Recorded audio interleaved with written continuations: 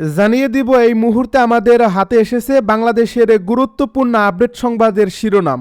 শুরুতেই থাকছে ময়মনসিংহে হিন্দু যুবককে প্রকাশ্যে পিটিয়ে হত্যার তদন্ত চায় জামাত। ময়মনসিংহের ভালুকা উপজেলায় ধর্ম অবমাননার অভিযোগে এক হিন্দু যুবককে প্রকাশ্যে পিটিয়ে হত্যা এবং পরবর্তীতে মৃত লাশে আগুন দেওয়ার ঘটনার নিন্দা জানিয়েছে বাংলাদেশ জামায়াত ইসলামী।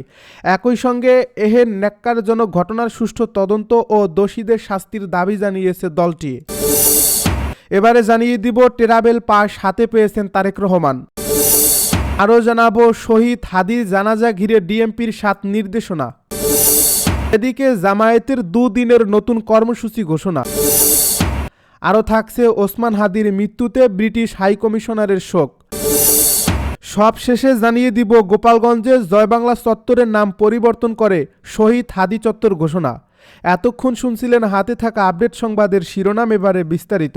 তবে তার আগে অনুরোধ রইল ভিডিওটিতে একটি লাইক এবং কমেন্ট করে জানিয়ে দিন ভিডিও সম্পর্কে আপনার মূল্যবান মতামত। আরও জানিয়ে দিন ভিডিওটি কোথা থেকে দেখছেন বা কোন জেলা থেকে দেখছেন। ময়মনসিংহে হিন্দু যুবককে প্রকাশ্যে পিটিয়ে হত্যার তদন্ত চায় জামাত। ময়মনসিংহের ভালুকা উপজেলায় ধর্ম অবমাননার অভিযোগে এক হিন্দু যুবককে পিটিয়ে হত্যা এবং পরবর্তীতে মৃত লাশে আগুন দেওয়ার ঘটনার নিন্দা জানিয়েছে বাংলাদেশ জামায়াত ইসলামী। একই সঙ্গে এহেন ন্যাক্কারজনক ঘটনার সুষ্ঠু তদন্ত ও দোষীদের শাস্তির দাবি জানিয়েছে দলটি।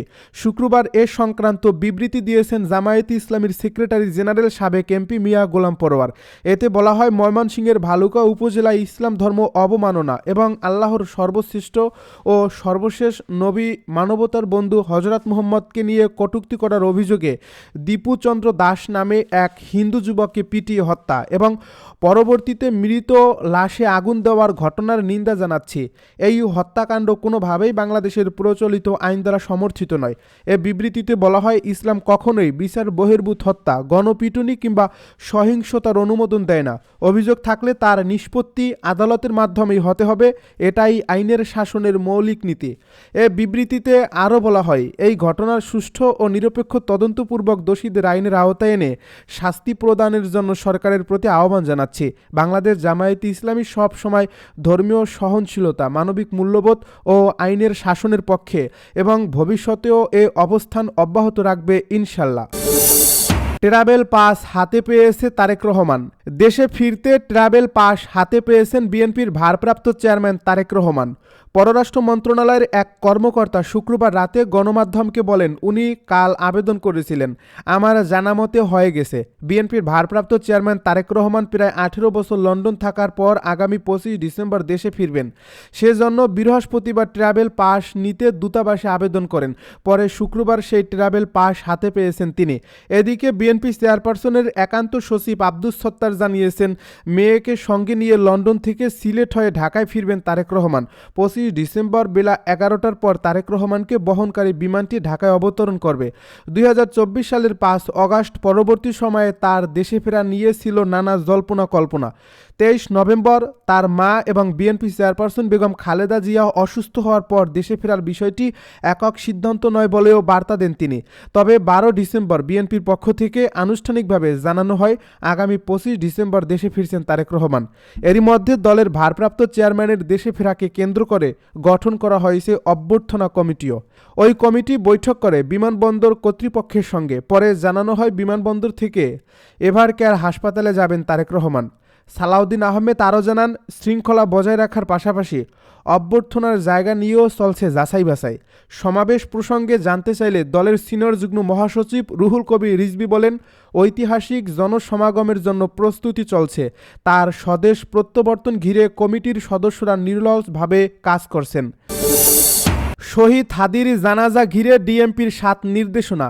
জাতীয় সংসদ ভবনের দক্ষিণ প্লাজায় শনিবার ইনকিলাব মঞ্চের মুখপাত্র শহীদ ওসমান হাদিকে জানাজাকে ঘিরে 7 ট্রাফিক নির্দেশনা দিয়েছে ঢাকা মেট্রোপলিটন পুলিশ ডিএমপি।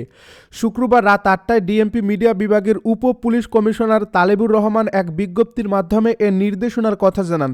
এ বিজ্ঞপ্তিতে বলা হয়, শনিবার বাদ জোহর জাতীয় সংসদ ভবনের দক্ষিণ প্লাজায় ইনকিলাব মঞ্চের মুখপাত্র শহীদ শরীফ ওসমান বিন হাদির জানাজা উপলক্ষে বিপুল সংখ্যক লোক সমাগম হবে।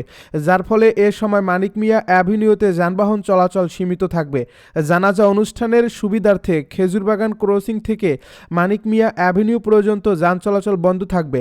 বর্ণিত সময়ে সুষ্ঠু ট্রাফিক ব্যবস্থাপনার স্বার্থে শনিবার নগরবাসীকে নিম্ন বর্ণিত ট্রাফিক নির্দেশনা অনুসরণের জন্য অনুরোধ করা হলো। ১. মিরপুর রোড টু ফার্মগেট ভায়া মানিক মিয়া অ্যাভিনিউগামী যানবাহন মিরপুর রোড হয়ে উত্তর দিক থেকে আসা ফার্মগেট সোনারগাঁও অভিমুখী যানবাহন গণভবন ক্রসিং, লেক রোড, উড়োজাহাজ ক্রসিং, বিজয় সরণি ক্রসিংয়ে ডানে মোড় নিয়ে ফার্মগেটের দিকে গমন করবে। ২. ফার্মগেট টু মানিক মিয়া অ্যাভিনিউ ভায়া ইন্দিরা রোডগামী যানবাহন ফার্মগেট থেকে খেজুরবাগান ক্রসিং ডানে মোড় নিয়ে উড়োজাহাজ ক্রসিং বামে মোড় নিয়ে লেক রোড গণভবন ক্রসিংয়ের দিকে গমন করবে। জামায়াতের দুদিনের কর্মসূচি ঘোষণা। ইনকিলাব মঞ্চের মুখপাত্র শরীফ ওসমান হাদির মৃত্যুতে দুদিনের কর্মসূচি ঘোষণা করেছে বাংলাদেশ জামায়াতে ইসলামী। শুক্রবার দলটির কেন্দ্রীয় কার্যালয়ে অনুষ্ঠিত এক বৈঠকে এ সিদ্ধান্ত নেওয়া হয়। এ বৈঠকে দেশের সার্বিক রাজনৈতিক পরিস্থিতি, ইনকিলাব মঞ্চের মুখপাত্র ও বিপ্লবী জুলাই যোদ্ধা শরীফ ওসমান হাদির লাশ গ্রহণ ও তার জানাজা অনুষ্ঠান সহ করণীয় বিষয়ে আলোচনা করে কর্মসূচি গ্রহণ করা হয়। কর্মসূচির মধ্যে রয়েছে শনিবার ওসমান হাদির রুহের মাগফিরাত কামনা করে দেশের জেলা মহানগরীয় শাখায় দোয়া অনুষ্ঠান করা এবং রোববার সকাল 10টায় রাজধানী ঢাকার মগবাজারস্থ আল ফালা মিলনায়তনে কেন্দ্রীয় সংগঠনের উদ্যোগে দোয়া অনুষ্ঠান। কেন্দ্রীয় কার্যালয়ে অনুষ্ঠিত বৈঠকে সভাপতিত্ব করেন সংগঠনের সেক্রেটারি জেনারেল ও সাবেক এমপি মিয়া গোলাম পরোয়ার। ওসমান হাদির মৃত্যুতে ব্রিটিশ হাইকমিশনের শোক। ইনকিলাব মঞ্চের মুখপাত্র শরীফ ওসমান হাদির মৃত্যুতে গভীর শোক প্রকাশ করেছে ঢাকায় অবস্থিত ব্রিটিশ হাইকমিশন। শুক্রবার এক শোক বার্তায় হাইকমিশন হাদির পরিবার, বন্ধু ও সমর্থকদের প্রতি সমবেদনা জানিয়েছে। শরীফ ওসমান হাদির মৃত্যুতে গভীরভাবে শোকাহত জানিয়ে এই কঠিন সময়ে শোক সন্তপ্ত সবার প্রতি গভীর সহমর্মিতা প্রকাশ করেছে ব্রিটিশ হাইকমিশন। হাদির মৃত্যুর পর তার প্রতি আন্তর্জাতিক মহল থেকে একের পর এক শোক বার্তা আসছে।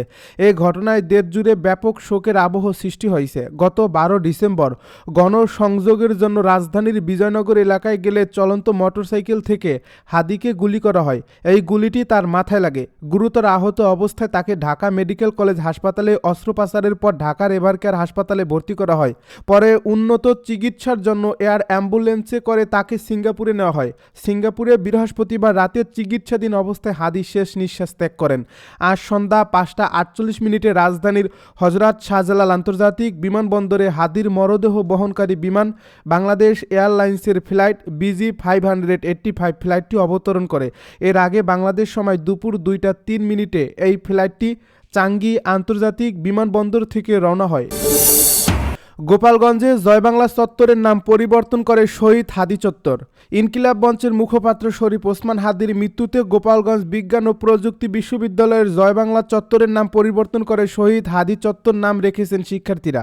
এছাড়া বিশ্ববিদ্যালয় থেকে বঙ্গবন্ধু কর্নার ও জুলাই আন্দোলনকারী 5 শিক্ষকের অপসারণের জন্য 48 ঘন্টার আলটিমেটাম দেওয়া হয়। শুক্রবার দুপুরে বিশ্ববিদ্যালয়ের কেন্দ্রীয় মসজিদে জুমার নামাজ শেষে ইনকিলাব মঞ্চের আহ্বায়ক শরীফ ওসমান হাদির রুহের মাগফিরাত কামনা করে বিশেষ দোয়া ও মোনাজাত করা হয়। পরে সেখান থেকে একটি বিক্ষোভ মিছিল বের করেন শিক্ষার্থীরা। এই মিছিলটি ক্যাম্পাসের বিভিন্ন সড়ক প্রদক্ষিণ করে জয়বাংলা চত্বরে গিয়ে শেষ হয়। প্রতিবাদ সমাবেশ শেষে বিশ্ববিদ্যালয়ের জয়বাংলা চত্বরের নাম পরিবর্তন করে শহীদ হাদি চত্বর নাম ফলক টানিয়ে দেন শিক্ষার্থীরা। এখন থেকে জয়বাংলা চত্বরের নাম শহীদ হাদি চত্বরের নামে ডাকা হবে বলে তারা ঘোষণা দেন।